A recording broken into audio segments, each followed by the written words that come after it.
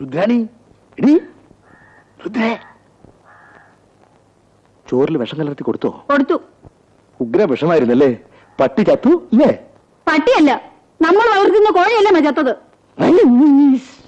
അങ്ങേ വീട്ടിൽ നിന്ന് ഇവിടെ ഒരു പൂവൻ കോഴി വരില്ലായിരുന്നോ? അതും ചത്തോ? വിഷം നിന്ന് ചാകാതിരിക്കുവോ? കോഴിയുടെ വില കൊടുത്തില്ലേ, പോലീസിൽ പരാതിപ്പെടുമെന്നും പറഞ്ഞ് അപ്പുറത്തെ സാറാമ്മ ഇവിടെ ഒന്ന് ബഹളം വെച്ചിട്ട് പോയതേ ഉള്ളൂ. ചേടാ, ഇത് ഇടിവെട്ടിയവന്റെ തലയിൽ പാമ്പ് അടിച്ചെന്ന് പറഞ്ഞ പോലെയായല്ലോ. പട്ടി ചോറ് തിന്നില്ലേ? വെച്ച ചോറിന് പാതി തിന്നു, അതിനൊരു കുഴപ്പവും ഇല്ല. ഇനി വല്ല പിശാചും പട്ടിയുടെ രൂപത്തിൽ വന്നിരിക്കുകയാണോ?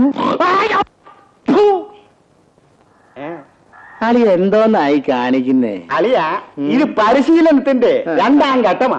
പോക്കറ്റിൽ പോണ്ടതല്ലേ? അപ്പോ പട്ടിയെ ഏത് രീതിയിൽ നിൽക്കാനും പഠിപ്പിക്കണം.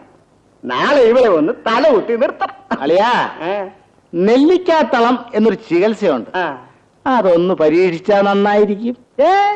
പട്ടിക്ക് അതിന്റെ ആവശ്യമൊന്നുമില്ല. പട്ടിക്കല്ല, അളിയന്റെ തലയിലാ നെല്ലിക്കാത്തളം വെക്കേണ്ടത്. വാരല്ലേ അളിയ? എന്റെ ഗതികേടിന് അളിയന്റെ പെങ്ങളെ ഞാനൊന്ന് കെട്ടിപ്പോയി. അതിനെന്ത് പിഴ വേണമെങ്കിൽ ഞാൻ തരാം. ദൈവത്തെ ഓർത്ത് ഈ പട്ടിയെ കൊണ്ടൊന്ന് പോയി തരാവോ? അളിയന് ഇപ്പൊ ഇച്ചിരി ബുദ്ധിമുട്ട് തോന്നും, പക്ഷേ ഇവിടെ പത്ര റിപ്പോർട്ടർമാര് വന്ന് നിറയുമ്പോ അളിയന് ഈ പട്ടിയുടെ വില മനസ്സിലാവും. ഒരു 10 ദിവസത്തെ കൂടി അളിയനൊന്ന് ക്ഷമിക്കേ. Only 10 days. 10 ദിവസത്തിനകം ഞങ്ങൾ ഒരു പരുവത്തിലാവും അളിയോ.